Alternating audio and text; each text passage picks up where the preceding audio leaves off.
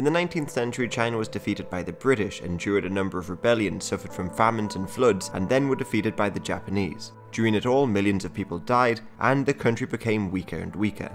At the end of the First Sino-Japanese War in 1895, Japan took Taiwan, released Korea from Chinese influence only to later annex it themselves, plus the Japanese were also set to take Port Arthur in Manchuria. But the Russians, Germans and French intervened and forced them to hand Port Arthur back. But the Russians didn't do this out of kindness, they wanted it for themselves, and got support from their French ally in pressuring Japan to hand it over. Meanwhile, Kaiser Wilhelm of Germany just sought to undermine the growth of an Asian power. And in fact, Wilhelm had been a little bit obsessed with the growth of any Asian nation, and is credited with coining the term Yellow Peril. So these three nations formed the Triple Intervention, and they were strong enough to force the Japanese to relinquish territory in 1895, and this ultimately humiliated them. This was especially bad as the Japanese then had to watch, as the Europeans began to claim Chinese territories. There was a rush for territory beginning in 1897, when, in Shandong, German missionaries were killed in the Juyi incident.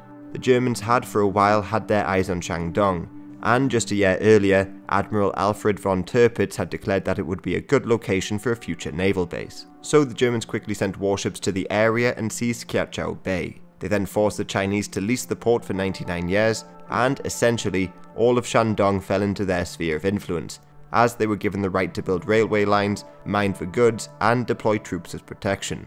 This set off a chain reaction as foreign powers began to claim spheres of influence for themselves, similar in a way to the scramble for Africa, starting with Russia forcing China to hand over Port Arthur. Now China was forced into doing so because Russia had agreed to pay off the war indemnities to Japan as part of the Lee-Lobanov Treaty. This was debt trap diplomacy, and this is something that China has been accused of doing in recent years. After the Russians, the French took Guangzhou, challenging British Hong Kong, while the British took Weihaiwei to challenge the Germans and Russians in the north.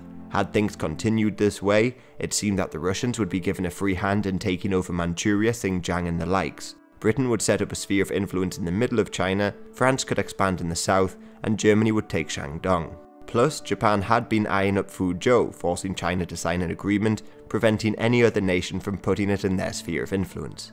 And, weirdly, even the Italians tried to claim Sanmun Bay in 1899, but this was the only nation who the Chinese denied. Thankfully for China, however, one man in particular changed all of this: John Hay, the Secretary of State in the USA. He sent diplomatic notes to the European powers, encouraging them to uphold the open door policy and not to break up China. This open door policy, by the way, just made sure that all nations were free to trade in China equally, and it seems that most nations just agreed with it. For instance, shortly afterwards, Britain and Germany signed the Yangtze Agreement, agreeing not to divide China up into spheres of influence. Meanwhile, the scramble for colonies, along with the humiliation of the war with Japan, demonstrated that China had to do something to completely revolutionize their military, society, and even government. The Guangzhou Emperor in particular saw that reforms were needed to be made, and he launched the 100 Days Reform. This would have seen changes to everything, but the military reforms were particularly important. Even though in the past they continued to introduce new training techniques and modern weapons, there was no central command, so separate armies and navies wouldn't coordinate during a war. For instance, even in 1895 they created the New Army, under the command of Yuan Shikai. But like past armies, their loyalty was to Yuan, not the country at large. So of course these reforms had a lot of opponents, like Yuan Shikai, who would have lost some degree of power. But there was also Prince Yuan, who wanted to expel all foreigners, Ronglu, and the Empress Dowager Cixi. So to end the reforms, this group orchestrated a palace coup, and placed the Guangzhou Emperor under house arrest. So now you had conservatives ruling China, and foreign powers claiming further concessions, building churches, and generally encroaching on Chinese land. Plus, many Chinese people were of course unaware of the secret agreements being made that would maintain China's open door policy. So in Shandong, a new anti-foreign group emerged, the Fists of Harmony and Justice. Like secret organizations beforehand, like the Big Sword Society, they used martial arts to not only practice for war, but also entice people to join them. For instance, they would often demonstrate how they could survive gunshots, but it was probably more likely that there was not enough force in the shot to kill anyone. They also claimed to have magic powers, could even turn invisible at times, and cheat death. And under the leadership of Zhang Di-Cheng, they amassed a following of over 100,000 men. Plus, because of their martial arts background, they were given the title of Boxers in the West. Initially, the Boxers clashed with the Qing government forces at Sen Luo Temple in 1899. After all, they saw the Qing government as weak for allowing foreigners to enter China. But after this battle, they decided not to undermine the government, and they used the slogan, "Support the Qing, destroy the foreigners." In return for this, Sisi issued edicts defending them, and this allowed the Boxers to spread out, killing Christians and burning churches on their way to Beijing.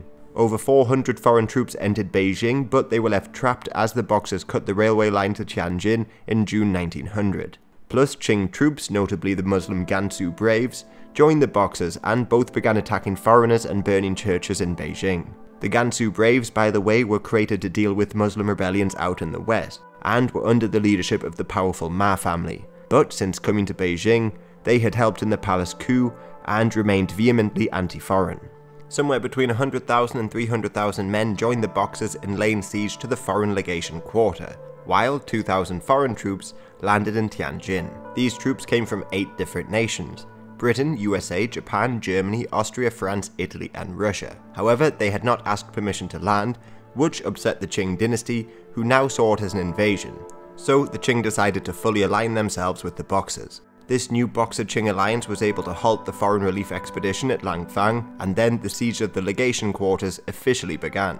The foreign legation quarters, by the way, were located right next to the Forbidden City, where the Empress Dowager lived, and only around 400 troops protected the 400 foreign civilians and the 3,000 Chinese Christians that lived there. Meanwhile, in the north, 100,000 Russian troops moved into Manchuria.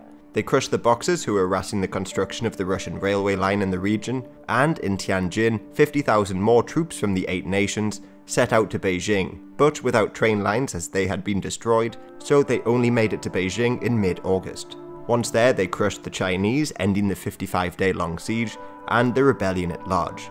The Empress Dowager by that point had already fled the city, and there was no desire to continue the war. The resulting peace treaty forced the Chinese to pay war reparations and give Western powers even more enclaves and concessions. In the north, Russia continued to occupy Manchuria, and this resulted in the outbreak of the Russo-Japanese War a couple years later. As the Empress Dowager was already gone, Li Hongzhang, the great military leader, reformer, and statesman, signed the Boxer Protocols in 1901, agreeing to pay a huge sum of money to foreigners just before he died. The United States, by the way, used their share of indemnities to create a university in Beijing, the Qinghua University, which is often ranked one of the best universities in Asia today. After crushing the rebellion, foreigners were now largely allowed to roam across most of China, with some exceptions. For instance, in Tibet they often banned missionaries and the likes, so the British launched an expedition there in 1903. But this expedition started without any authorization from London, and was largely born out of a fear that Tibet was becoming more closely aligned to Russia. This was all part of the larger Great Game between the Russians and British, and the British rulers in India were particularly worried. So they marched into Tibet and forced them to become a British protectorate. But at the end of this expedition, the government in London quickly handed it over to the Qing government. Now, Tibet before this expedition was acting virtually independent. As the Qing government faced numerous rebellions and began to get weaker and weaker, the Dalai Lama had begun to assert more of its own authority. But following the expedition, the resulting treaties allowed missionaries to enter the region. So the Tibetan Lamas orchestrated a rebellion in 1905, massacring a number of French Catholics and converts. So the Qing sent in troops to subdue the rebellion, and Tibet was brought back into the fold, albeit very temporarily. Meanwhile, in Manchuria, Japan went to war against the Russians. They successfully drove the Russians out of Manchuria and took Port Arthur and southern Sakhalin. Eventually, the Japanese would begin to encroach into Manchuria themselves, but this Russo-Japanese war caused panic in China and even Europe and North America. Meanwhile, as for the Chinese government, Empress Dowager Cixi had already returned to power shortly after the rebellion, and on her return, she was more welcoming of foreigners, often inviting ambassadors and their wives to dinner. She also implemented the late Qing reforms and sent ambassadors abroad to learn from the great powers. Some of the reforms that she made included the abolition of the imperial examinations, but by now they were lagging far behind the Japanese. So Yuan Shikai, the leader of the new army, began to look to build alliances. Notably, he wanted to create an alliance with the German Kaiser and the United States. In fact, he very nearly succeeded in doing so, and put his political reputation on the line to secure it. However, the Americans under Teddy Roosevelt backed away from the alliance, and shortly afterwards, Cixi and the Guangxu Emperor both died in 1908, and Yuan was removed from power. The Guangzhou emperor was in fact poisoned, and it's believed Cixi killed him, knowing that she was about to die, as she was worried he'd try to bring back his radical reform attempts. Cixi therefore handpicked her successor just before dying. This was Pu Yi, the nephew of the Guangzhou emperor. Although he was just a child, he was particularly cruel, and would flog eunuchs every day, but he didn't rule for long. Ever since the Sino-Japanese War, anti-Qing groups were growing in strength. All the way back in 1895, Sun Yat-Sen, a Christian who had studied in Hawaii, created the Revived China Society, and he tried to start a revolution in Guangzhou from his base in British Hong Kong. But the plans were discovered, and most of the leaders were arrested. Then, during the Boxer Rebellion, he tried to start another rebellion of his own, but this, the Huizhou Uprising, also failed. So, in 1905, in exile in Tokyo, Sun Yat-sen united many anti-Qing groups under the leadership of his new secret society, the Tongmenghui. From America, Malaysia and Japan, they gathered many supporters among the exiled communities. Plus, many officers and soldiers also supported them, especially those in China's new army who wanted to modernize China and prevent any further foreign incursions. But they also got the backing of local gentry, who felt disenfranchised by the Qing political system, and the new group of intellectuals who had studied abroad. But the Tongmenghui's first attempt to start a revolution in 1910 in Guangzhou also failed. Sun Yat-sen's republican ideals, however, were far from the most radical. After the Boxer Rebellion, the government began sending students abroad to study, and most of them went to Tokyo, but there was a sizable group who went to Paris. These students brought back ideas of socialism and even anarchism to China, and they laid the foundations of the Communist Party. For instance, the founders of the Communist Party like Chengdu Xiu went over to study in Tokyo, while one of the early anarchists, Li Shecheng, went to Paris and became radicalized. Li in fact opened up a soybean factory and used this as a way to finance other students travelling to Paris and learning more about anarchism and the likes. This eventually became the diligent work frugal study movement,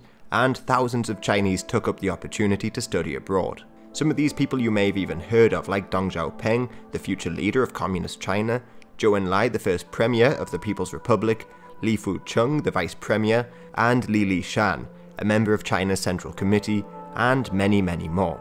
Some may not be well known, but they were incredibly influential, like Zhu Teli, who became Mao's teacher, and Kai He-sen, a friend of Mao.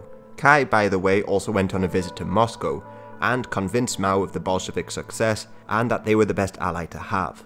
But equally, Russian anarchism had just as large an impact on Chinese leaders as socialism did. For instance, there was Wang Jingwei, an early ally of Sun Yat-sen, and he formed the Chinese Assassination Corps, which, as you can guess, planned to assassinate the rulers of China in order to bring about reforms. This was inspired by Russia's People's Will group, who killed Tsar Alexander II, but you can also compare it to the well-known Black Hand group in Serbia, who assassinated Franz Ferdinand in 1914. Plus, Wang Jingwei, by the way, would later lead the Kuomintang, and then, later, the Japanese puppet state in China.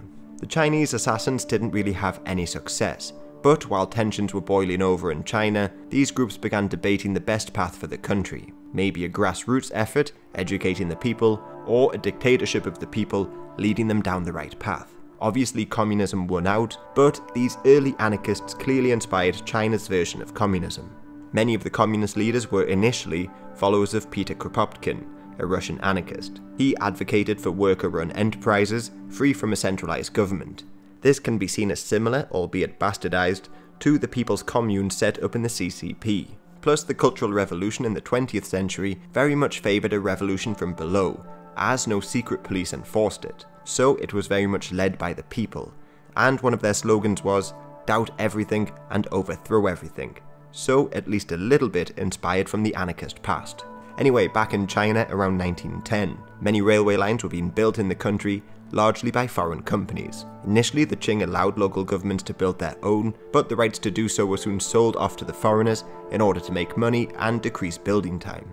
But when they sold the rights in Sichuan, this led to a large protest in August 1911, led by the Railway Protection Movement. Soldiers from nearby Wuhan were sent to help quell the protests, and the revolutionaries from the Literary Society and Progressive Association began to make preparations to take advantage of the situation. However, while making bombs, one went off, and police investigating the explosion found a list of all revolutionaries in the area. Many of these were in the army, So, fearing reprisals, the soldiers of the new army that had remained in Wuhan mutinied, seized the government building, and created the Hebei military government in early October. They also allegedly dragged army commander Li Yuanhong out of hiding from beneath his bed, and although initially hesitant, the revolutionary success encouraged him to join them. This seems to have happened across the country as soldiers saw this as a chance for change and to remove the Manchus from government. So telegrams were then dispatched to fellow revolutionaries who simultaneously rose up. In a couple months, the Tongmenghui and their allies took over cities like Shanghai, Changsha and Xi'an, and also a lot of provinces like Guangxi, Guangdong, Shandong and Sichuan, many of which declared their independence. Also to the north in Mongolia, the Qing government had introduced policies which encouraged Han migration to the area, and this, along with heavy taxes, encouraged the nobles to demand their independence. So they too had exploited the situation, and under the Bogda Khan, the leader of the Mongolian Buddhists, they declared independence without much opposition. But Mongolia was divided, as the Russians sent troops into Tuva, and in Inner Mongolia, they had a larger Han population and chose to remain under Chinese rule.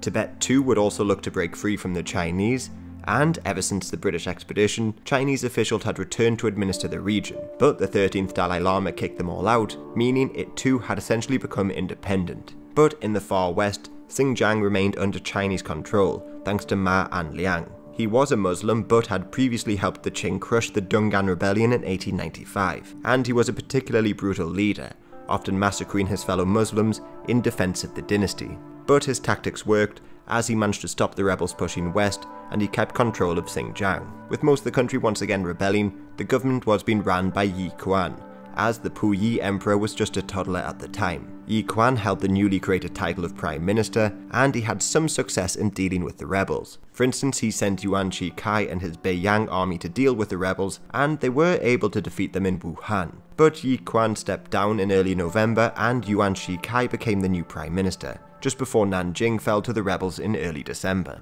Now in control of most of the country, the rebels looked for a new leader, and just then, Sun Yat-sen arrived in Nanjing, won the election, and was made president of the new Provisional Republic of China.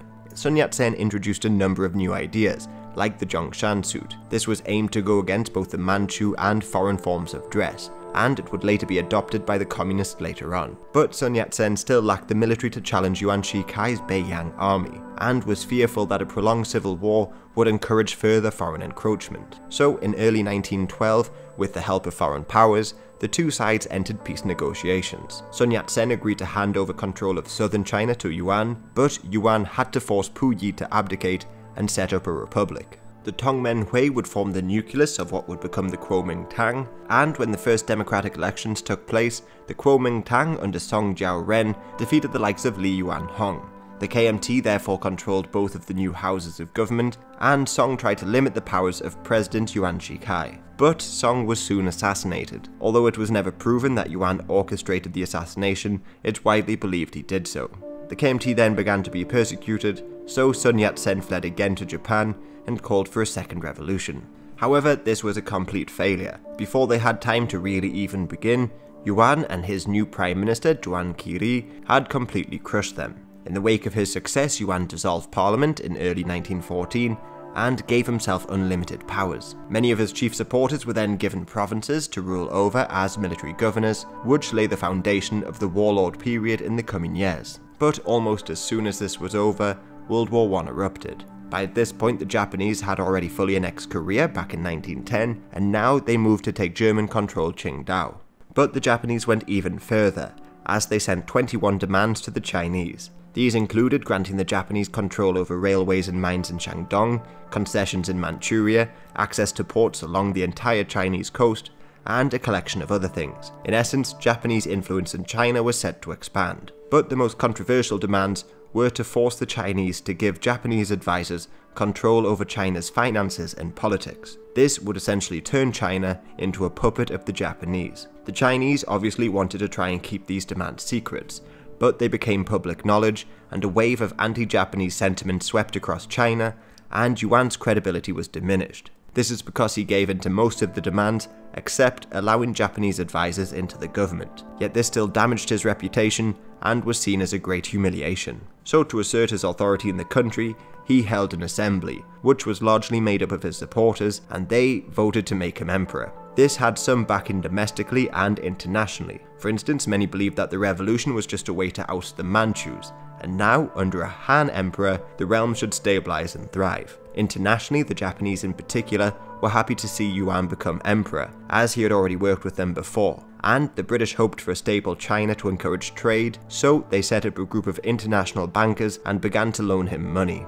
Yuan Shikai therefore became the Shan emperor in 1916, but this was met with huge protests across the country. Sensing the tide turn against him, many of his old supporters like Zhang and Qichang resigned. These two men in particular would go on to create their own political factions, while in Yunnan, the military governor Kai Yi rebelled. This began the National Protection War, as the governors of Guizhou and Guangxi followed suit. Yuan then gave up his crown after just under 90 days and he died shortly afterwards. Li Yuanhong was then made the new president. Li had fought against the Qing during the rebellion of 1911, but had been a supporter of Yuan against Sun Yat-Sen during the Second Revolution, and he remained in Yuan's government. In fact, Li and Yuan's children got married to strengthen their political ties, but Li refused to take the title of prince, which meant he was favoured by the Republicans to take over. But just before dying, Yuan had nominated 3 successors. Li was on this list, but so too was Zhang and Qichang, but neither of the latter wanted the position. Instead, Zhang served alongside Li, and he held far more real power than the ruling president. But the two men fell out over whether or not to join in the First World War. Li was more reluctant, but Yuan wanted a seat at the peace table, and ideally, to claim German concessions. To force China into entering the war, Yuan resorted to essentially scaring and bullying the parliament into siding with him. So Li forced him to resign in early 1917, but Yuan was unwilling to give up all power. He just fled to Tianjin, taking with him most of his forces and many other cabinet ministers. With no strong allies or supporters, Li asked a general named Zhang Shun for assistance. Zhang Shun had been loyal to Yuan and before that the Qing dynasty, so loyal in fact that he kept his Q haircut. So, as you can expect, he was one of many who were still monarchists, and he hatched a plan to bring the monarchy back to power. The other monarchists, by the way, included ethnic Mongols and Manchus, and many ex-Qing officials, plus thousands or indeed millions of people who felt that the Republic had in fact brought more problems to China. So, as Zhang began calling for provincial leaders to join him in a rebellion, Zhang marched on Beijing beforehand. In July 1917, he entered the Forbidden City where the deposed Emperor Puyi was still living, and proclaimed him emperor once again. Li panicked, appointed Feng Guozhang as president, and Yuan as premier once again, and then he fled to the embassy district. Yuan then quickly had to move on to Beijing with his troops, where he easily overwhelmed the royalists, and even bombarded the Forbidden Palace and restored the Republic. So now the monarchists were crushed, Li had resigned, and power was shared between Feng and Yuan. But there was even more problems.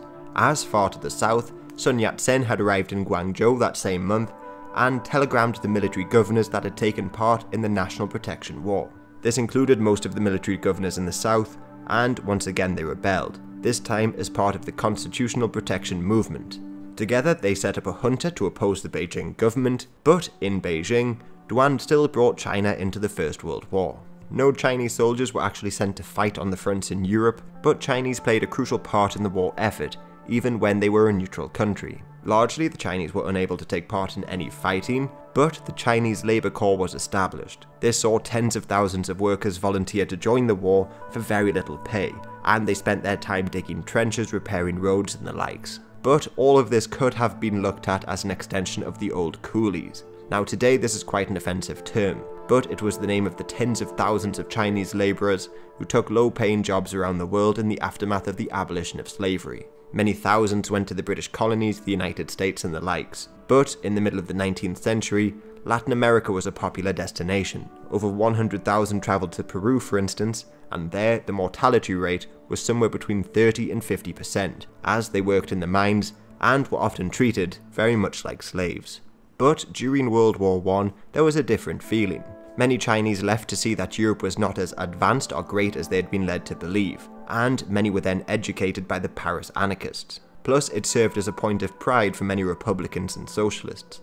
As Chen Duxiu wrote, "While the sun does not set on the British Empire, neither does it set on Chinese workers abroad."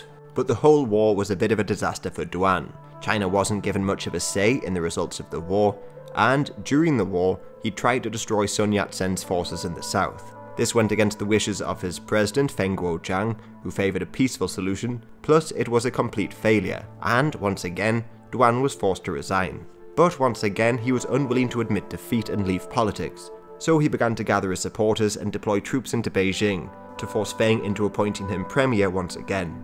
One of Yuan's greatest allies at this time was Zhang Zhou-lin, who began his career as a bandit, but rose to become the military governor of Manchuria.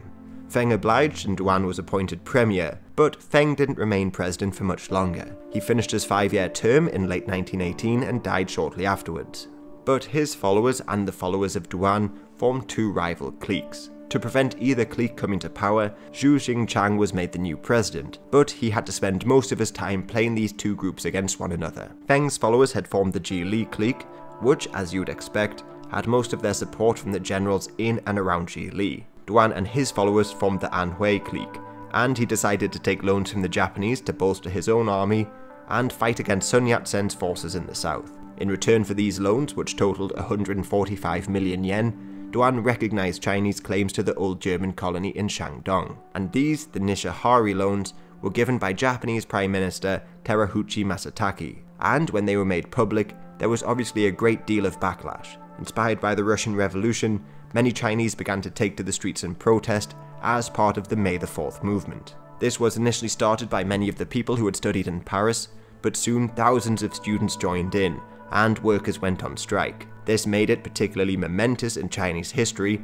as the working class were entering politics and uniting with the middle class to pressure the government, something that had rarely been seen before. These strikes and protests continued in major cities like Shanghai and Beijing, despite many of the leaders being arrested.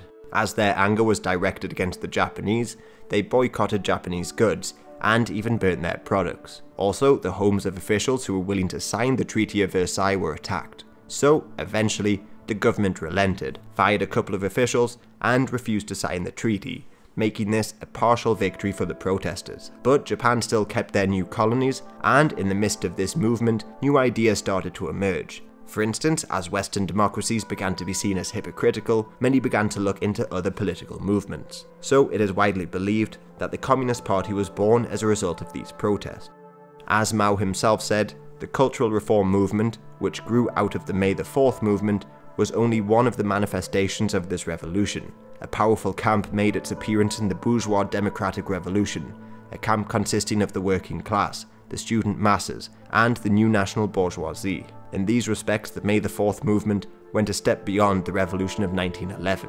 And as Mao mentioned cultural reform, you can also see the beginning of the ideas of the Cultural Revolution way back in 1919. Many protesters during the May the 4th movement demanded tearing down old structures, destroying ancient ideas of Confucius and the likes, and moving into a new era. This iconoclasm would of course be put into practice by the communists once they came into power. But Yuan's attention had been drawn to the north and Mongolia. Mongolia, as mentioned before, had become an independent state during the Xinhai Revolution of 1911. But in 1915, the Russians and Chinese agreed that Mongolia should remain under Chinese influence.